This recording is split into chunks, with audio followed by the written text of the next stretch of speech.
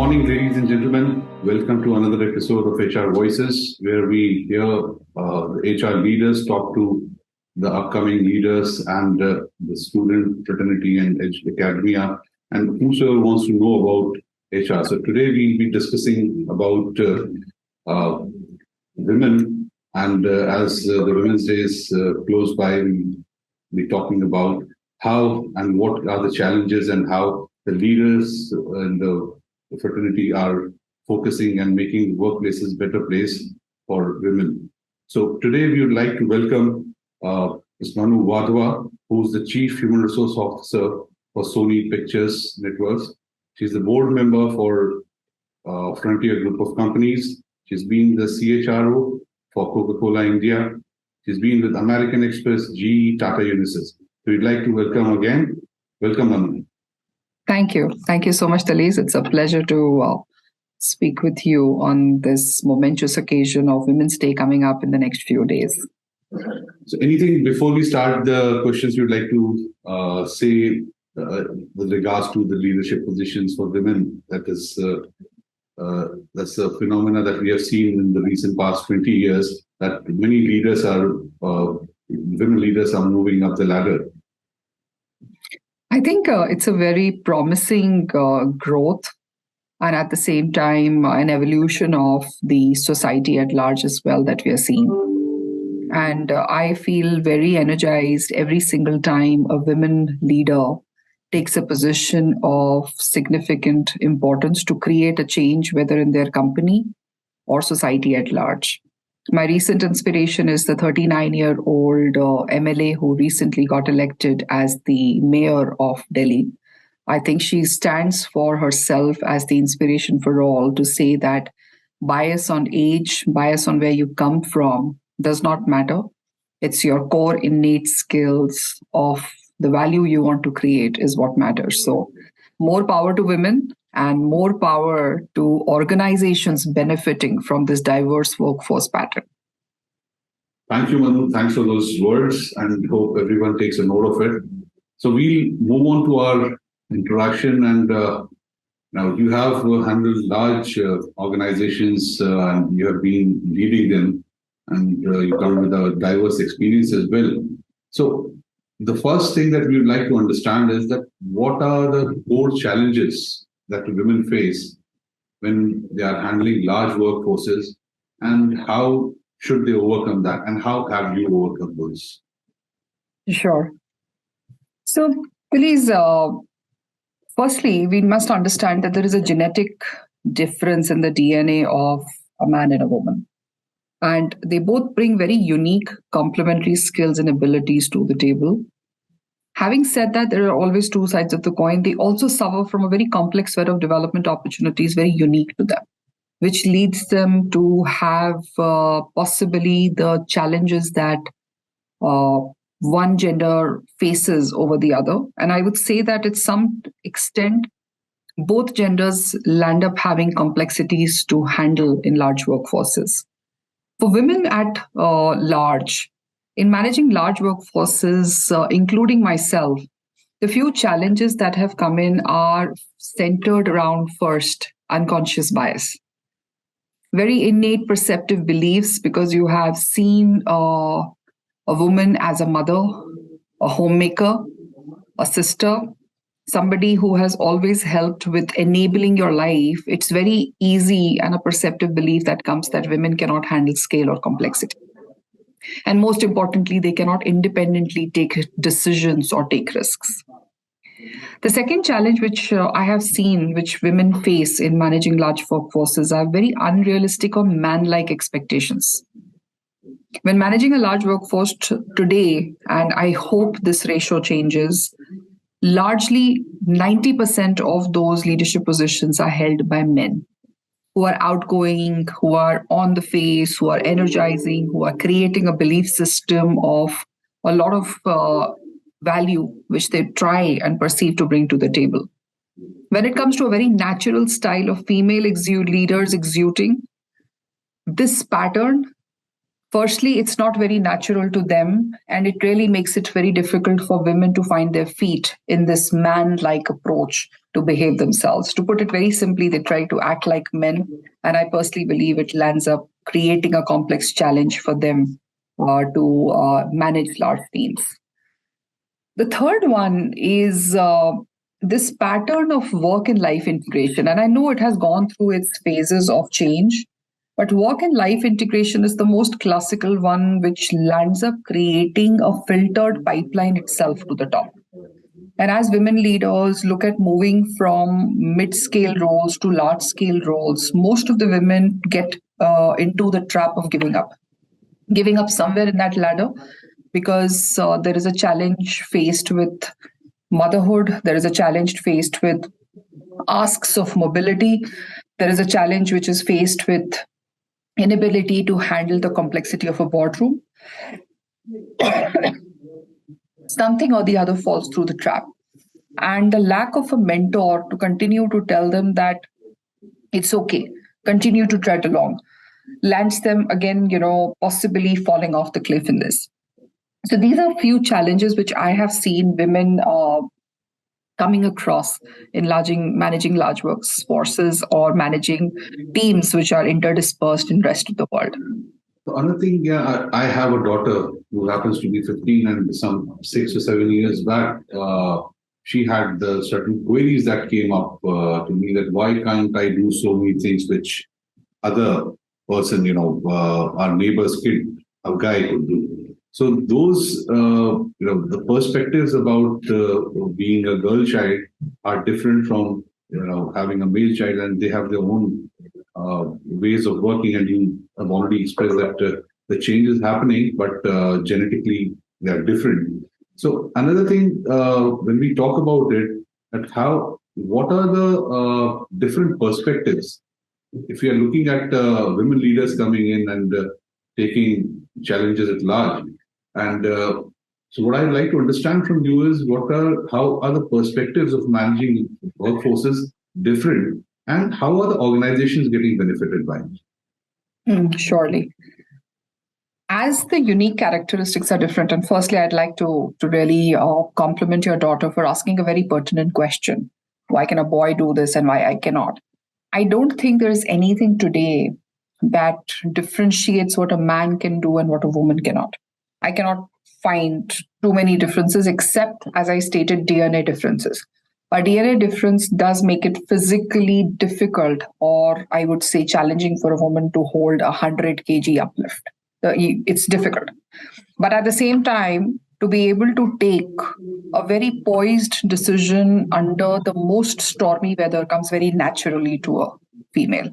So I think the first piece which one needs to start with is accepting who you are and how are you structured.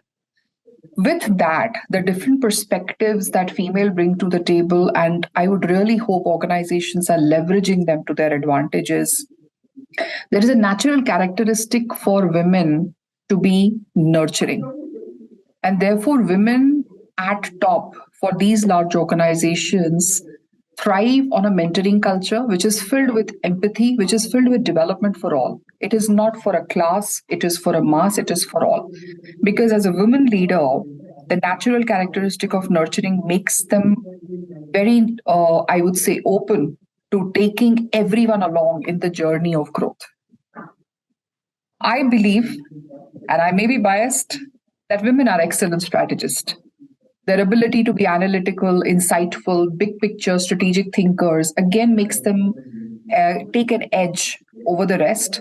And organizations can truly benefit from taking that strategic thought leadership to the next level of value creation for the shareholders. The third perspective, which I believe women bring to the table, and this is again kind of looking at a glass half full and empty. Again, a DNA built for most of the women like me as much as that it's very difficult for a woman to fake. Authenticity is the core tenet on which a woman leader stands, which makes it such a unique strength that integrity and authenticity with the organization, with yourself, with your teams helps you be the leader that one is aspiring to be. I have always got inspired by leaders who have told me my development opportunities on my face. And you'd be surprised that more likely than not, those leaders were women leaders. I have been benefited from the authenticity in my early years when a woman leader made me sit down and stated how physical appearance, how you conduct yourself in a boardroom has a significant impact on your value creation. You want to influence, but you have to get the raw material on the table. That authenticity of being a well-wisher and yet giving a very striking, authentic input for your development is something which a female leader does fantastically well. So these are pieces which the organizations who thrive on women at top and at leadership positions benefit from. And I really hope a lot more of us are able to bring our women leaders to the top. Thank you, Manu. There's one more which I did want to call out, Talise, and we started talking about this when we were talking about your daughter. And I do want to call this out and a big shout out to all the women leaders who are so poised under storm, and their ability to handle crisis and take challenges with hand and say, I will make the impossible possible is a never ending tenet, which I again hope a lot of organizations are able to benefit from that tenacity and that ability to stay calm under the storm. That's wonderful. So, moving on to the next part that we'd like to talk about is, in fact, I would say it's much talked about these days is something that is inclusivity at workplace. We are talking about inclusion of all segments, all minorities, and especially women. So when we are talking about strategies, how can women leader, foster better and positive and inclusive work culture? And how and why is it important to have an inclusive work culture in an organization? In my belief, inclusion promotes diversity. It's not the other way around. And if you promote inclusion, which means bring your own self, you are welcomed. I include your ideas, I include your critique, I include your thought toward value creation in the sphere that you're working on. It automatically promotes diversity of thought on the table. And that inclusive culture, in my mind, is the core tenet of what differentiates high performing organizations from those who are thriving or attempting to be. How can female leaders use that tenet of fostering an inclusive culture? I again go back to the DNA tenet. It's very natural for them. Taking everybody along because of a nurturing notion automatically makes them a very natural drivers of inclusion in the organizations. In order to enable that, what women could do, and this is going to be possibly my message to a lot of young budding leaders who are women and who are aspiring to grow, is use communication. Communicate because it's a very natural tenet. It comes with empathy, and you're able to trade a lot of people along with you in the rides that you take ahead. The second is walking the talk when it's the most difficult. Whether it is times of stress, whether it is times of handling critical, complex assignments, or taking a challenge at hand. Walking the talk is the most important part when you are actually telling a large workforce that you're leading that you stand behind them. And what you emote is naturally going to help them be more inclusive and be more forward looking. So I would say these are a few pieces which can really help female leaders foster a very inclusive culture in organizations. That's wonderful. And I'd like to share something that I used to do a program on sensitization, and where we used to talk about a story that was called Cradle to Grave. And in that, a part I would just share is that in most of the kind of societies that we come out from, not everyone, but most of them, we look at when from feticide, in order to have a male child is prevalent in the society. Then once a kid is born, malnutrition in females remains because first the males have to be fed, then then females are secondary in that. Then same goes for education. The boys, are given priority. I don't understand the reason, but they are given priority, and parents would go out and give donations to get their male child in rest of colleges, whereas they would prefer the girl child to pass out from a regular government colleges stuff. So these, and same goes for even if your parents are very good and they give you a lot of opportunity. So again, acceptance at workplace is difficult. Like for example, for sales jobs and all, where more of time is required. So employers prefer not to hire women, and even if they get hired, it becomes a challenge to take a leadership role, because in the kind of society that we come out from, the people who are once you become a leader, the followers who are there, they're not willing to accept the leadership from a woman person who's taking it up. So I would like to understand, because you have been there at leadership positions for a long time. So being there, what I would like to understand is how have you encouraged and empowered your employees, being a woman who's leading them, and and how have you, given opportunity to take more leadership roles and develop? It can be men as well as women. So nurturing the talent from men and women, keeping the perspective in mind that they might not be as good a follower as others would. Surely. It's a tough ride for women. I do acknowledge that, Elise. I'll share my personal life story with the audience for indulgence for 2 minutes. I come in from the state of Rajasthan. I was born and brought up there, in midst of a lot of families whose natural inclination for role of women in the society centered around marriage and motherhood and kitchen. And growing up in that household, to break the barriers and say, I want to pursue higher education.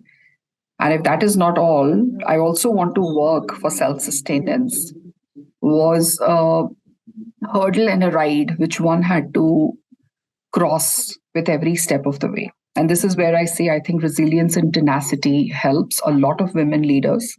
I'm not the only one. There is a lot of inspiration out there. But it does take that courage. It does take that tenacity. Fast tracking that to 25 years hence from that journey which one took. Today, a lot of barriers I'm starting to see get broken by you challenging your own limits. Like a classical example, which you stated, that a parent would invest in the education of a boy child versus a girl child. In the circumstances today my parents live with me. I am the sole caretaker for them. I have a brother, but between my brother and I, my parents chose that no, we want to be around our daughter. And for me, that is such a big matter of pride, because again, walking the talk for a lot of what you are attempting to bring about the change in the society comes from you. So for me, that walking the talk is important. And today, that perspective has completely changed with my own twin daughters. When my husband looks at them and literally looks at his entire future centered around these amazing ladies who will grow out to change the world differently, and we will be proud parents to possibly see them making an impact to society at large. This change, I think, starts from your daughter to mine, and to many of us who have already started breaking the boundaries and the stereotypes that come with it. Now, in order to make the multiplication effect of it, I go back to your previous question of how women can foster it. I think I will just again repeat to say, please talk about your stories. Talk about your life goals and how you have every single step broken those shackles, broken those ceilings to be able to say, no, I'm made of more. I am capable of more. And while you're doing that, back to your question of how can you encourage more and more employees around you to take up those leadership stances, to break the barriers, is by first ensuring that you use your strength to your advantage of setting audacious goals. Because you've come from a perspective of challenging the status quo right from a girl child that you were. I can almost, see a lot of nods of people who are listening into this. You would have broken some stereotype right as a child to where you are. Continue that audacious goal setting for your teams as well. Because when you set audacious goals, you are striving your employees and specifically women workers to strive for excellence and strive for them to believe that they can achieve the impossible. While you set up that audacious vision for them, it's also important to very importantly back it up with a very nurturing environment. Talise, you would have heard me again and again stating nurturing. It's a very natural tenet. I would encourage women leaders to use that tenet of nurturing because that nurturing environment enables that big audacious goal is achievable through a lot of developmental resources that are around me. Whether it is a set of mentors, whether it is coaches, whether it is just resources on self learning, or whether it is learning from others and team at large. Last is the tenet of authenticity. Always be authentic to the people around you on how they are doing, whether they are truly being able to maximize their potential. Because striving for excellence is not about being the best amongst 10. Striving for excellence is being the best version of yourself. And if you give authentic input, more likely than not, your employees will only strive for that excellence and become the best version of themselves. So, these are a few things I would strongly encourage women leaders to use that natural characteristic and encourage and empower more and more female employees to take on leadership roles within the organization. Wonderful, Manu. And the last thing, you have covered almost everything, but I'll ask you once again for the people and the girls who are wish to aspire to become leaders. It can be HR or any other role. So, and any other thing that you would like to suggest that how, what advices should you be giving them to become leaders and be able to take larger challenges in life? Surely. I have 4. So I would hope that the audience who are listening in are able to pick up some nuggets of the learning from what I have seen my life go through. The first one is be yourself. Everyone else is taken, be yourself. You don't need to imitate a senior leader of the organization, a senior leader of the industry who could be diverse gender or who could be the same gender. Everybody has a different DNA. Please be yourself. And that self knowledge is so important because your self awareness helps you be yourself. So please find that real self of yours, what tickles you, what creates you, what ignites your passion, and therefore display that best self of yourself to whichever part of life you are living. The second one I would say is that your innate strength lies in being diverse. So be active on that diversity quotient because you're bringing a unique complementary set of skills to the table and use them to your advantage. Don't ape to be somebody else. Be very strong about the strength that you bring and be very comfortable in using it to your advantage. Third, have the courage to take risks. Lead from the front and steer the ship. I most likely find women and I will give a very loose example. So please pardon my very relaxed example on this. In a boardroom, for notes taking, either a women leader is pointed or she raises her hand up herself. I love it. It's initiative. But at the same time, think about it. Why would you do it? Why would you actually not sit on the seat where you are driving that negotiation or driving that conversation as compared to taking notes? So have that courage to take risk, be comfortable to take, lead from the front and steer the ship because you have to walk to your leader as well to tell them I'm capable of doing this for them to give you that role. So have that courage to be able to achieve your goals. And last but not the least, my own life's learning. There is this constant battle of can I have it all? What life's part do I compromise? Which ball do I drop? How do I trade off my life goals? I would say set your limits so far and wide that you can have it all. Don't compromise on your life goals. And trust me, with the right mentorship, with advice from well wishers, and hopefully a very good nurturing environment with other leaders provide, you can have it all. You don't need to give up on any part of your life goals, whether it is taking care of your family, to taking care of yourself, or taking care of teams at large. You can have it all. It's all within you. It's a superwoman power. And I really hope on Women's Day, women realize their true potentials of being a superpower and display that at workplace. Thanks, Manu. This is wonderful and inspiring as well. So, what we need to do is that we need to meet a lot of women leaders and bring them on platform and create leaders out of them, and not exactly leaders, heroes out of them, so that people can listen to leaders like Manu and get inspired by her words. So, Mani, thanks a lot. Thanks a lot from all our audience and BW People's team. Thanks for being here. Thank you so much, Delise, for spending your personal time. It's such a pleasure to exchange the dais with you, and I look forward to seeing you in person very shortly. And for all the listeners, I hope you enjoyed our conversation. Look forward to interacting with many of you in the near future. Thank you. Thanks once again. Thank you. Take care.